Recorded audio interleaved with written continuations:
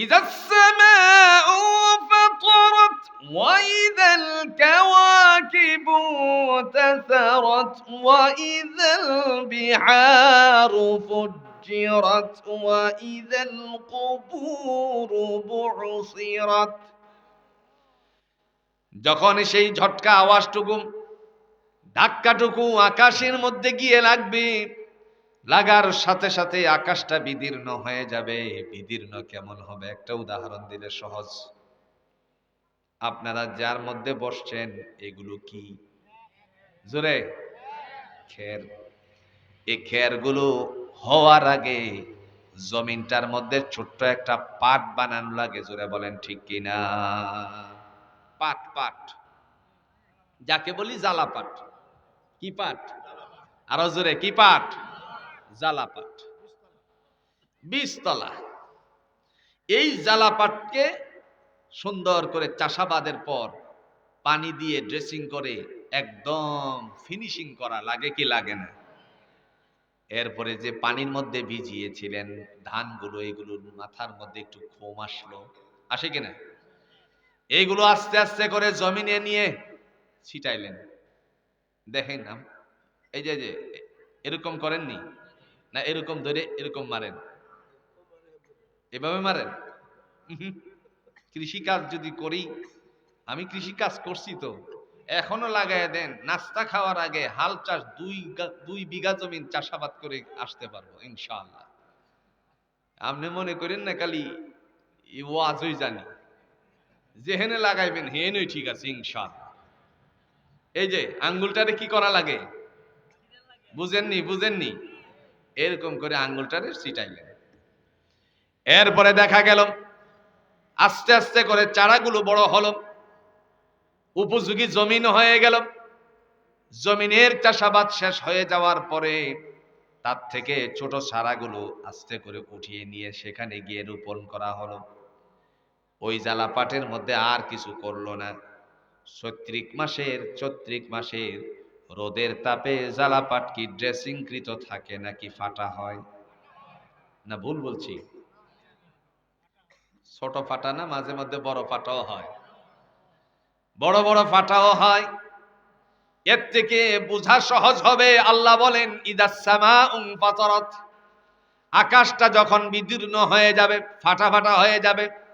ওয়া ইদাল কাওয়াকিবু তাসারাত, আকাশের মধ্যে যেই সমস্ত তারকা দিয়ে আমরা লক্ষ্য করেছি, নক্ষত্র সমূহ লক্ষ্য করেছি, ওই ধাক্কার কারণে সেইগুলো বিক্ষিপ্ত আকারে জমিনের মধ্যে পড়বে। জমিন তখন থাকবে সমতল ভূমি, পড়ার সাথে সাথে জমিনে যেই সমস্ত কবরগুলো ছিল এই কবরগুলো উন্মোচিত হয়ে যাবে।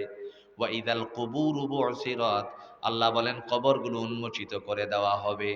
সূরাতুল ইয়াসিনে দলিল পেশ করেছেন আল্লাহ, যখন সিংহাটুকু ফুৎকার দেওয়া হবে ময়দানে হাসরের জন্য, এই মুহূর্তে আল্লাহ পাক রব্বুল আলামিনের বান্দারা জমিনে থাকা অবস্থায় এখান থেকে উঠবে, উঠেই একটা আওয়াজ দিবে।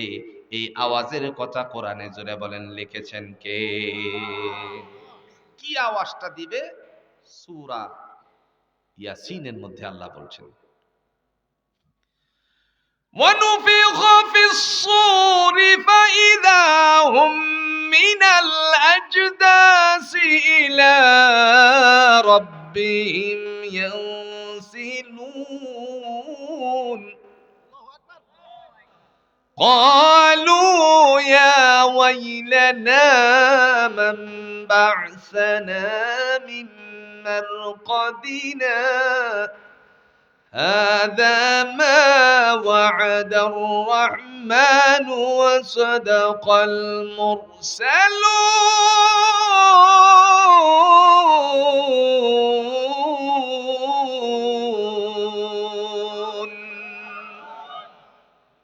মহান আল্লাহ রাব্বুল আলামিন ডাক দিয়া বলেন, ওই সময়টুকুর মধ্যে যখন সিংহা ফুৎকার দেওয়া হবে, কবরগুলো উন্মোচিত করা হবে, লোকেরা কবর থেকে উঠবে, উঠে যে আওয়াজটা দিবে সেই আওয়াজটা হলো ক্বালু ইয়া ওয়াইলানা মান বা'সানা মিন মারকাদিনা হাযা মা ওয়া'আদার রহমান ওয়া সাদাকাল মুরসালুন।